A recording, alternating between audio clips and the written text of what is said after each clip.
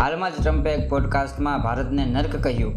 બર્થરાઇટ સિટીઝનશીપની વાત કરતા ટ્રમ્પે કહ્યું કે અમેરિકામાં ભારત, ચાઇના અને અન્ય નર્કમાંથી લોકો આવીને બાળકને જન્મ આપે છે અને પછી આખા પરિવાર લઈ આવે છે. આના જવાબમાં ભારતીય વિદેશ મંત્રાલયે કહ્યું કે આ ટિપ્પણીઓ કોઈપણ પ્રકારે યોગ્ય નથી. આ ભારતનું અપમાન છે. પરંતુ અહીં પ્રશ્ન એ થાય છે કે આવડી મોટી વાત ઉપર ભારતના પ્રધાનમંત્રી નરેન્દ્ર મોદીએ કેમ કંઈ રિએક્ટ ન કર્યું? જ્યારે આ ઘટનાના થોડા જ સમય બાદ વ્હાઇટ હાઉસના એક ડિનર દરમિયાન ગોળીબારી થઈ કે જેમાં ટ્રમ્પ પણ હાજર હતા, તો આના રિસ્પોન્સમાં પીએમ મોદીએ તરત ટ્વીટ કર્યું અને ટ્રમ્પ સુરક્ષિત છે એવી સહાનુભૂતિ વ્યક્ત કરી. જે વ્યક્તિએ થોડા જ સમય પહેલા ભારતનું અપમાન કર્યું એ વ્યક્તિ માટે પીએમ મોદીએ સહાનુભૂતિ દર્શાવવાની શા માટે જરૂર હતી? સાંભળવામાં આ વાત એકદમ યોગ્ય લાગે છે, પણ જેટલી જોઈએ એટલી સરળ નથી.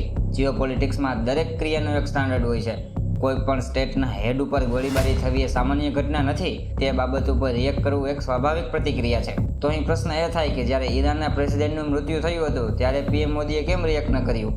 તો તે ઘટના અલગ હતી. ત્યારે બે દેશો વચ્ચે યુદ્ધ ચાલતું હતું. તે સમયે આવી કોઈપણ પ્રકારની ટિપ્પણી કરવી એનો અર્થ એવો કે આપણે અમેરિકાનો વિરોધ કરીએ છીએ અને ભારત અને અમેરિકાની ફ્રેન્ડશિપ અત્યારે ભારત માટે ખૂબ જરૂરી છે. મિત્રતાની બાબતમાં એ પ્રશ્ન તો છે જ કે અમેરિકાએ ભારત પ્રત્યે મિત્રતા જેવું કંઈ રાખ્યું નથી. કેમ કે જ્યારે યુરોપિયન કન્ટ્રીઓ પણ રશિયા પાસેથી ઓઇલ ખરીદતું ત્યારે અમેરિકાએ ફક્ત ભારત ઉપર ઓઇલ ખરીદવા માટે 25% ટેરિફ લગાવ્યો. આ મિત્રતા એકતરફી હોય એવું લાગે છે, છતાં પણ આપણે અમેરિકાની જરૂર છે. કેમ કે ભારતનો મેઇન દુશ્મન અમેરિકા નહીં, ચાઇના છે. જે તે સમયે ભારતનું ચાઇના સાથે યુદ્ધ થશે ત્યારે રશિયા ભારતની મદદે નહીં આવે, કેમ કે રશિયા પણ ચાઇનાનું મિત્ર છે.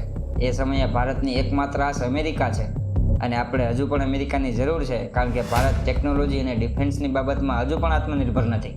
રાષ્ટ્રીય સન્માન જરૂરી છે, એમાં કોઈ શંકાને સ્થાન નથી, પરંતુ તેની ઉપર રાષ્ટ્રીય સુરક્ષા સર્વોપરી હોય છે.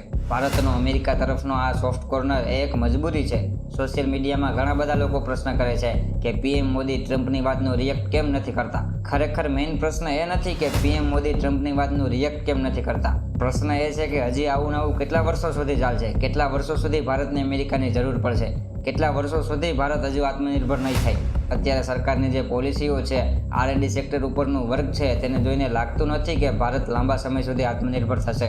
ગવર્મેન્ટ પોલિસી, પ્રાઇવેટ સેક્ટરનું કન્ટ્રીબ્યુશન અને સરકારની નીતિ, આની ચર્ચા આપણે બીજા વિડીયોમાં કરીશું. પણ આ મુદ્દા ઉપર તમારું શું વિચારવું છે? કોમેન્ટમાં જરૂર જણાવજો.